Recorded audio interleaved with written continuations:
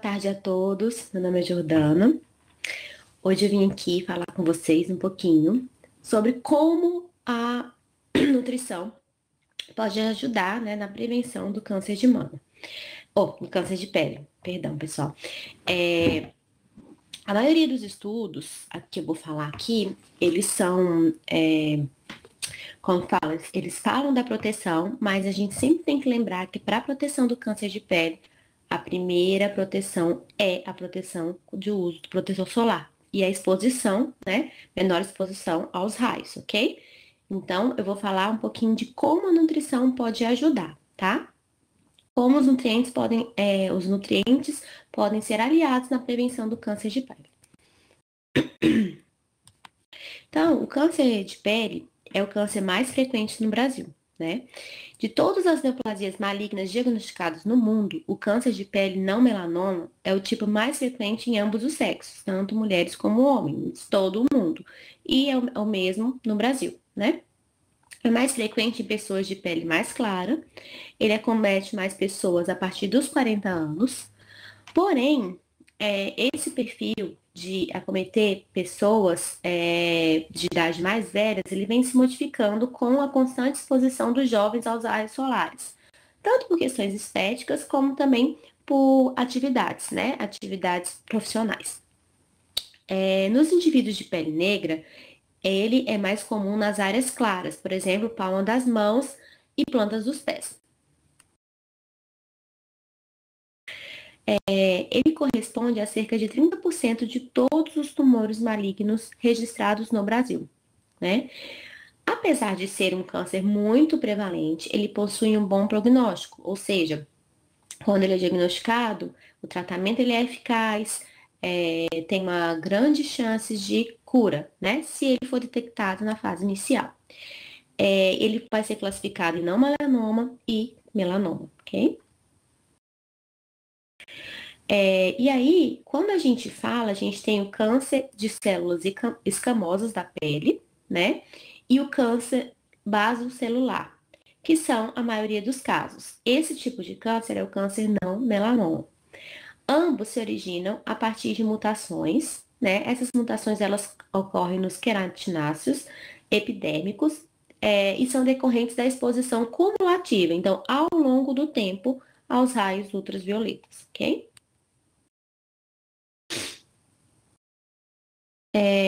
E aí, quando a gente fala do câncer de pele melanoma, ele já forma-se nos melanócitos, tá?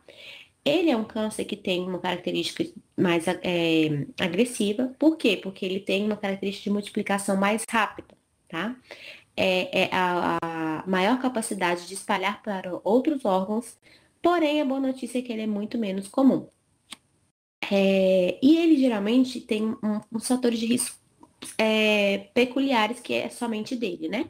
A exposição excessiva ao sol durante a adolescência, né? Que acontece de entre 15 e 20 anos de idade, né?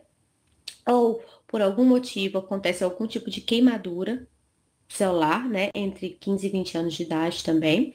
E é mais frequente em regiões do corpo mais expostas ao sol. Por exemplo, face, orelhas, pescoço, couro cabeludo, ombros e costas. Quando a gente olha a estimativa, né? A última estimativa do Instituto Nacional de Câncer de 2022, de 2020 a 2022, ela saiu que de casos novos do tipo de câncer não melanoma, para cada ano do triênio de 2020 a 2022, será de 83.700, né? De 83.770 casos novos, né, em homens e de 93.160 em mulheres. Sendo que, quando a gente fala da população masculina, nós temos um alerta, né, para nossa região, para a região centro-oeste, onde os homens têm uma grande prevalência de câncer de pele, tá? Em relação a mulheres, ele é o câncer mais incidente em todas as regiões do Brasil, né? Centro, oeste, sudeste, sul, nordeste e norte. Na região centro-oeste, a gente chama atenção para a elevada prevalência e elevada expectativa de casos novos na nossa região centro-oeste. A estimativa para o câncer de pele e melanoma, ela é bem menor, né, como eu já havia falado, foi de 4.200 em homens e 4.250 em mulheres. Tem um risco estimado bem menor, cerca de 4,03 casos novos a cada 100 mil homens e 3,94 para cada 100 mil mulheres. E quando a gente fala para o câncer de pele melanoma, a região sul é mais incidente quando comparado às demais regiões, e isso é igualmente tanto para o sexo feminino como para o sexo masculino. Então, a região sul, ela é a região no país que tem a maior incidência de câncer de pele melanoma. Como todo câncer, né, quando a gente fala de fatores de risco, a gente, para começar, né, para o câncer ter a neoplasia, ela começar o desenvolvimento do tumor, a carcinogênese iniciar, a gente tem alguns fatores que podem fazer com que isso aconteça, né? Então, é necessário que ocorra a carcinogênese, que é o processo constituído por iniciação do tumor, promoção e depois tendo a progressão, tá? Todo câncer, todo processo de carcinogênese, ele tem iniciação, promoção e progressão, ok? Fatores de risco em relação ao câncer de pele são se a pessoa tem em relação à cor, né, a coloração, se ela tem uma cor clara, tem uma alta, a pele exposta, que fica facilmente vermelha, né, ou uma pele que se torna dolorida, né? Fica com muita dor quando tem uma exposição ao sol. Pessoas mais sensíveis mesmo ao sol. Pessoas com olhos azuis e verdes, porque está muito relacionado à cor da pele também, né? Cabelos loiros ou vermelhos, também relacionando à cor da pele, né? Certos tipos por exemplo, quando tem muita inflamação na pele, quando tem aumento da dor, coceira, sangramento da epiderme, esses casos também podem aumentar o fator de risco. História familiar de câncer de pele, história familiar e pessoal de câncer de pele, né? Pessoas mais velhas, né, que a partir de 40 anos, né, esse risco ele vai aumentando cada vez mais.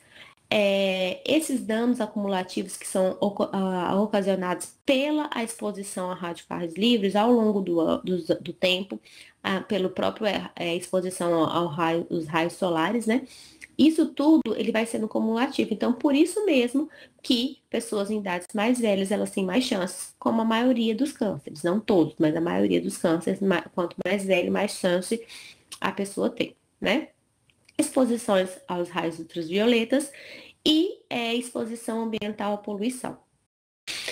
A radiação ultravioleta, ela é capaz de induzir a carcinogênese da pele através de dois mecanismos diferentes. Primeiro, porque ela é capaz de danificar o material genético celular, induzindo mutações, alterações genéticas mesmo, mudando aquele gene, né? E também alterações na própria célula, alterações celulares locais, né? Que são transmitidas para outras células, para novas células que vão nascendo, né? Quando tem uma multiplicação celular. Quando eu não tenho uma correção dessa alteração, dessa célula que foi multiplicada com essa alteração, que a gente fala aí entraria a ação dos genes supressores de tumor, aí eu posso iniciar o processo de formação do câncer, né? Então, essa é a segunda parte, né? O outro mecanismo diferente de defesa seria porque eu não tenho eu tenho uma reduzida capacidade do sistema imune, né, local, em reconhecer essas células que estão alteradas e removê-las da epiderme, ok? Embora a pele possua um sistema de defesa antioxidante, né, para lidar com o estresse oxidativo provocado pela radiação ultravioleta, esse estresse a gente está exposto todo dia, né, todo mundo está exposto, outros têm maior capacidade de responder, a cor da pele é um fator muito importante, né, Embora a pele possua um sistema de defesa antioxidante para lidar com o estresse oxidativo provocado pela pele, a radiação, a radiação ultravioleta e os poluentes ambientais que também podem fazer essa alteração do material genético, né? Essa exposição crônica à luz ultravioleta, ela pode sobrecarregar essa defesa do organismo, levando então a danos oxidativos. E esses danos, a partir dos anos, quando o nosso organismo não tem mais a capacidade de corrigir, ele vai se perpetuando, vai gerando outras células com esses erros, pode levar ao câncer de pele. E aí, por que, né, Jordana, falar sobre alimentação, os nutrientes, né, relacionados à prevenção do câncer de pele? Porque todo dezembro laranja é falado, então, da prevenção do câncer de pele, né? E aí, a prevenção, ela é muito focada em coisas específicas que dão certo, né? Por exemplo, evitar o sol entre 10 e 16 horas. Se se você tiver que ser exposto ao sol entre esses horários, você precisa de uma proteção, né? Por exemplo, usar camisetas próprias, chapéu, boné, né? Tipos de trabalho que é necessário, por exemplo, né? Utilizar considerado material de proteção individual, né? Nesses casos. Não esquecer dos óculos de sol com proteção ultravioleta, então tem que ter esse cuidado na escolha do óculos que quando for em férias, né? Ou quando há uma exposição no momento de dirigir, por exemplo, de ir e voltar do trabalho, entre esses horários de maior exposição, é necessário se preocupar com a qualidade do óculos, né? Solar. E aplicar protetor solar diariamente, tá? Mas e aí, o que a gente tem para falar da alimentação? Quais são as evidências, né? Vou falar um pouquinho das evidências atuais, o que a gente tem porque muita coisa, muita gente possa, porque se eu fizer isso, eu vou evitar, vou diminuir as minhas chances, mas a gente não sabe até qual que é a comprovação científica disso, né? Porque toda vez que a gente fala de utilizar uma recomendação para utilização, que é feita por guias internacionais, ela tem que ser validada, né? Então, que a gente sabe? Que os agentes oxidantes presentes nos alimentos, antioxidantes presentes nos alimentos, apresentam diferentes mecanismos que vão impedir as reações oxidativas, né? Ligando-se, por exemplo, às espécies reativas de oxigênios. E vai evitar, então, danos subsequentes do material genético da célula, né? E assim, possivelmente, podem retardar ou inibir o processo de danos à pele, tá? Então, ter uma alimentação saudável, ter uma alimentação rica em micronutrientes, quando a gente está falando aqui, estou falando aqui dos alimentos em si, tá? É importante principalmente por isso, porque a nossa alimentação, ela é capaz de nos auxiliar na produção de antioxidantes. E eu também posso falar da questão da inflamação, né? Então, por isso a gente tem que se preocupar com a alimentação sempre, quando a gente fala em qualquer tipo de doença. No câncer de pele é a mesma coisa, tá bom? Porque ela essa capacidade de ter uma alimentação rica em antioxidantes, que vai impedir as reações oxidativas e, consequentemente, pode gerar, reduzir os danos que nós temos no dia a dia, né, que podem ser ocasionados no material genético. Isso pode retardar ou inibir o processo de danos da pele, tá? Alguns estudos demonstraram que os antioxidantes, os alimentos, principalmente alimentos, frutas, legumes e verduras, eles podem atuar através da regulação positiva de genes que codificam enzimas. E essas enzimas são capazes de neutralizar espécies reativas de oxigênio, que, que vão estimular, né, a ação dos genes supressores de tumor. Então, seria uma outra ação importante dos agentes oxidantes que nós temos pela própria alimentação, ok? Existem muitos agentes oxidantes que são naturalmente presentes na pele. enzimas como superóxido dismutase, glutationa peroxidase, bem como substâncias não enzimáticas, como, por exemplo, a vitamina C e a vitamina E, tá? Então, quando a gente fala dos agentes oxidantes naturalmente presentes na derme e na epiderme, é muito importante, eles são um importante mecanismo para evitar o desenvolvimento de câncer de pele. Porém, o estresse oxidativo cumulativo, pela exposição a raios ultravioletas, os poluentes, né, podem não ser suficientes. Então, esse mecanismo ele pode não ser suficiente para evitar que essa lesão ela ocorra, né, por esse dano ao longo dos anos, por uma exposição contínua ao longo do tempo, né? Portanto, a alimentação rica em antioxidantes é uma importante ferramenta para melhorar essa defesa da derme e da epiderme, como uma forma de antioxidantes exógenos, então externos, né, que a gente tá consumindo, né? Estudos mostram que a alimentação rica em frutas e legumes e verduras, principalmente quando eu falo nas frutas, legumes e verduras ricas em vitamina C e vitamina E, pode ter uma eficácia potencial na redução da fotocarcinogênese e da prevenção do câncer de pele, tá? Jordana, quer dizer que se eu como bem eu não vou ter câncer? Não, não tô falando isso. Câncer de pele? Não, não tô falando isso. Tô falando que a alimentação pode ajudar. Mas é claro que eu como bem, mas não tomo os outros cuidados, tenho uma exposição excessiva ao sol, eu sou um sério candidato mesmo comendo bem, mesmo tendo uma alimentação rica em antioxidantes, tá bom? É uma proteção a mais, de que eu tô falando do que a literatura traz pra gente, né? Que alimentos ricos, quando eu tenho uma alimentação rica em antioxidantes, eu posso ajudar na potencialização dessa uma prevenção desse câncer de pele pela fotoproteção, tá? E aí, quando a gente fala da vitamina C, né, que é o primeiro nutriente que a gente mais tem, as pessoas mais falam, quais são as evidências que nós temos? A vitamina C, ela é um cofator de várias enzimas diferentes no corpo humano, então ela é muito importante. Apesar de nós termos raros casos de deficiência de vitamina C numa população que não é desnutrida, uma população que tem acesso, né, uma alimentação variada, é muito difícil a gente ter um déficit de vitamina C, né? Mas é importante a gente falar que ela é muito importante porque ela é um cofator de várias enzimas diferentes no corpo humano. Então, ela é necessária para diferentes etapas do metabolismo, tá? Incluindo as enzimas essenciais para a síntese, né? Reticulação e estabilidade do colágeno na pele. E ela aumenta a expressão de genes que são associados à replicação e reparo do DNA, que é uma outra relação muito importante quando a gente fala da questão da prevenção do câncer, tá?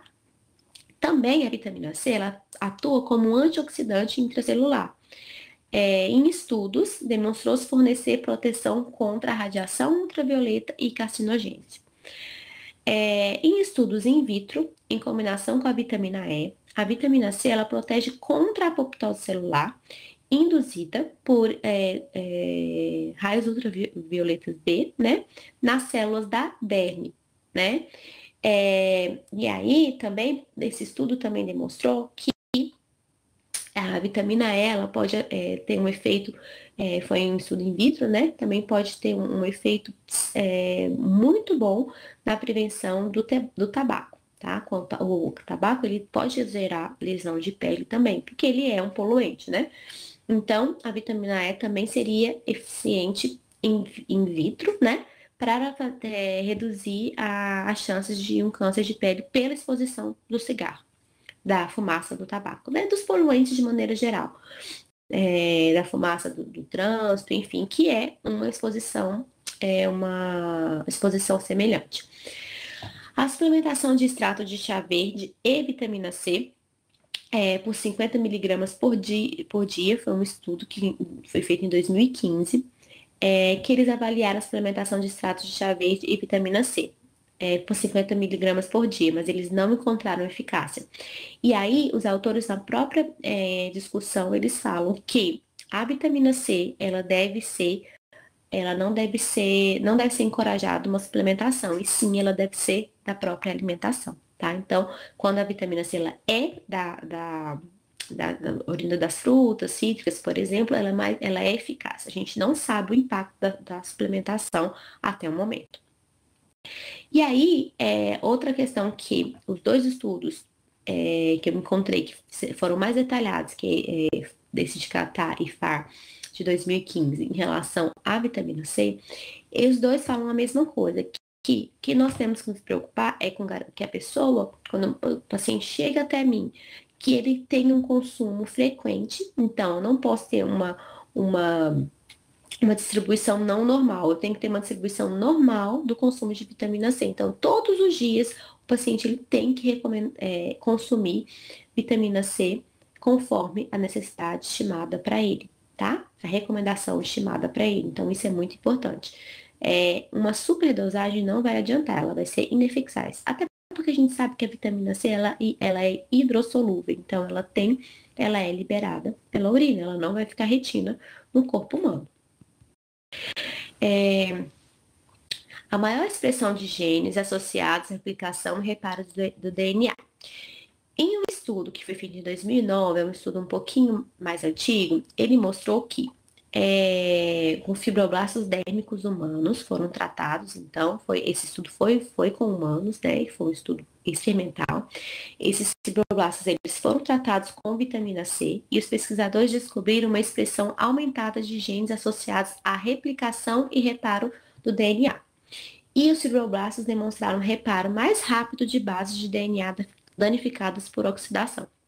Então, esse foi um dos únicos estudos experimentais que eu achei que ele prova que quando os pacientes eles foram tratados termicamente com a vitamina C, como é que fala? Em contato, né, com a pele, e eles descobriram uma expressão aumentada dos genes associados ao reparo de DNA.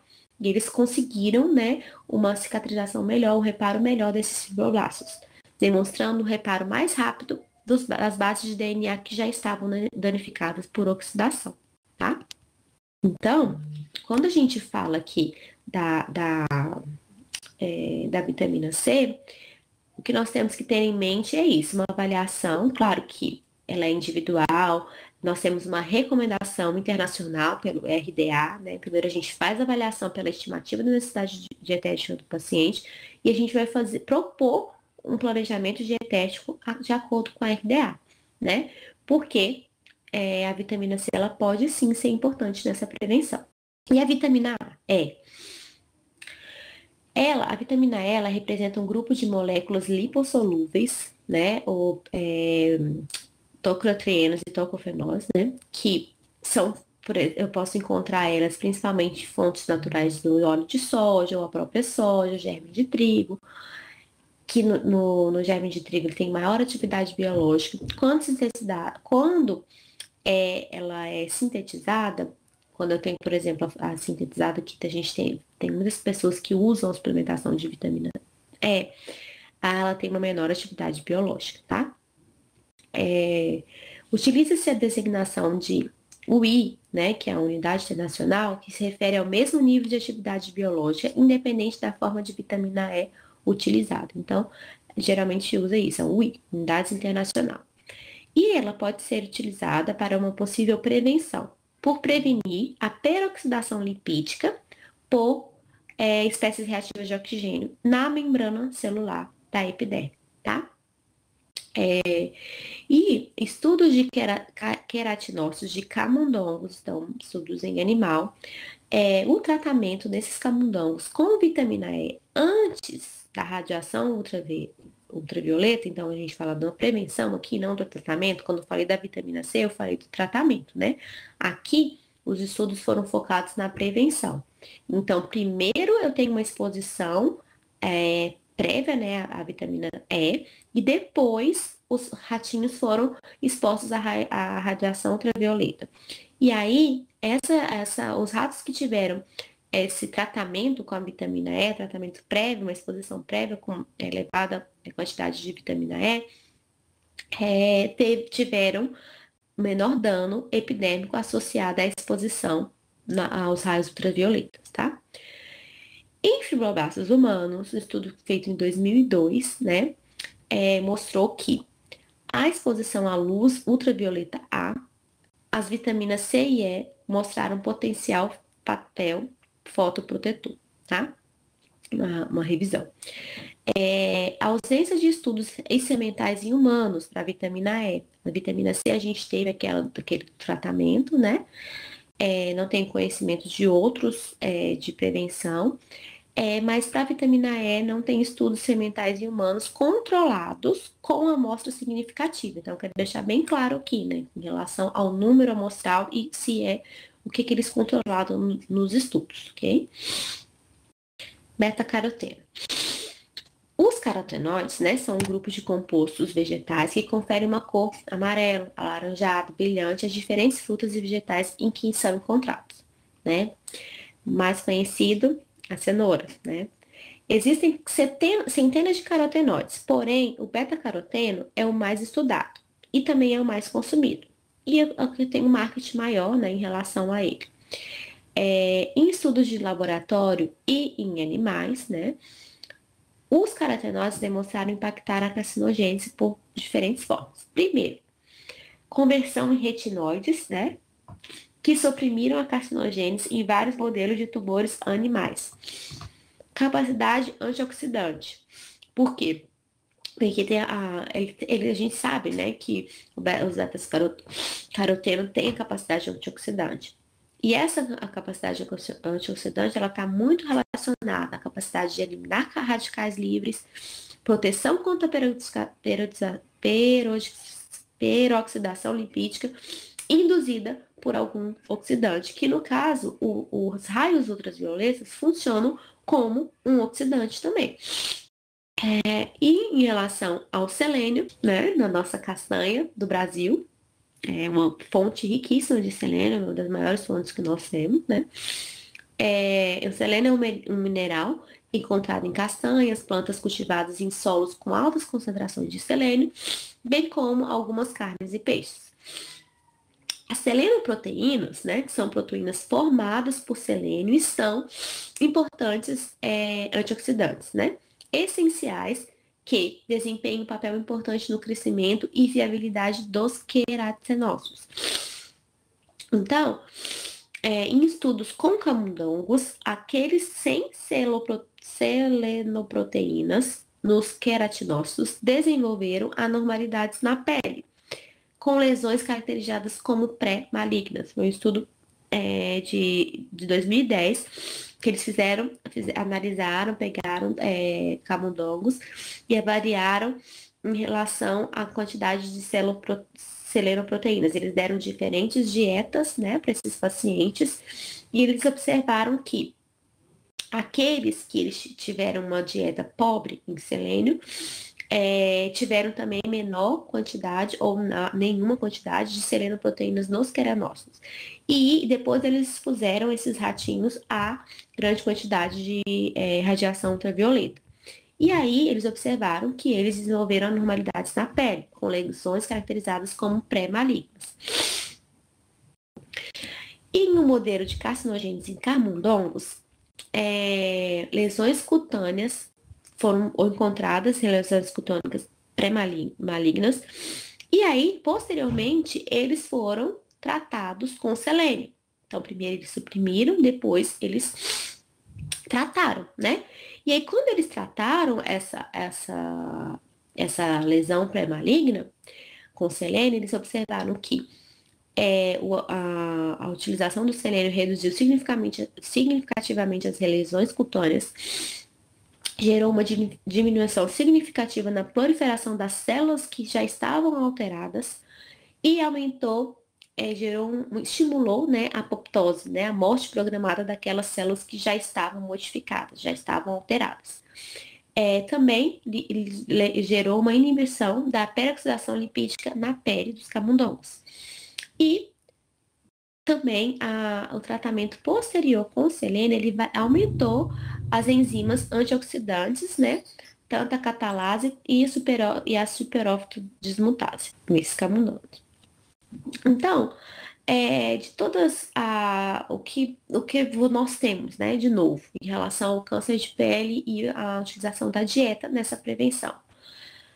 O que a gente sabe é que não existe até o momento uma comprovação uma comprovação de que eu necessito utilizar suplementos, né, de selênio, vitamina C, vitamina A, beta-caroteno, né, ômega 3, enfim, todos esses outros micronutrientes para uma proteção da minha pele, da minha epiderme.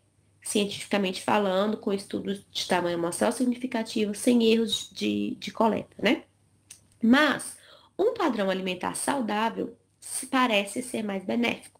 Se eu tenho um padrão alimentar saudável rico em antioxidantes, eu vou ter naturalmente maior prevenção, né? E os estudos também demonstram que por a dieta DASH e a dieta mediterrânea ter essa característica de ser rica em selênio, ser rica em antioxidantes, frutas, legumes e verduras que são ricos em vitamina C, vitamina E, elas são possivelmente associadas a uma proteção para a nossa pele, para a epiderme, e logo diminuindo as chances de um câncer de pele. Claro que se eu faço uma proteção adequada na minha pele também.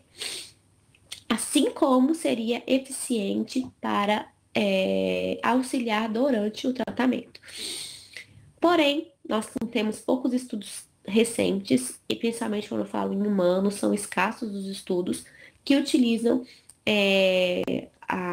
os nutrientes, né, na prevenção do câncer de pele. Poucos estudos também experimentais que são controlados, né, em humanos, a maioria estudos in vitro e estudo em animais. E as evidências não são suficientes para orientar a suplementação na prevenção do câncer de pele. Mas, por outro lado, no meu entendimento, nós temos sim uma ferramenta muito importante, mais uma forma, né, de estimular uma alimentação saudável pela prevenção de mais uma doença que pode causar tantos danos. Obrigada, essas foram as principais referências que eu utilizei para a aula. E só para deixar no último recadinho, né, que a alimentação saudável seja o seu único remédio. Então a gente tem que sempre pensar isso, a alimentação saudável como um estilo de vida para evitar, né, que ela seja, a gente tem uma alimentação saudável para evitar que a gente precise utilizar qualquer remédio. Obrigada.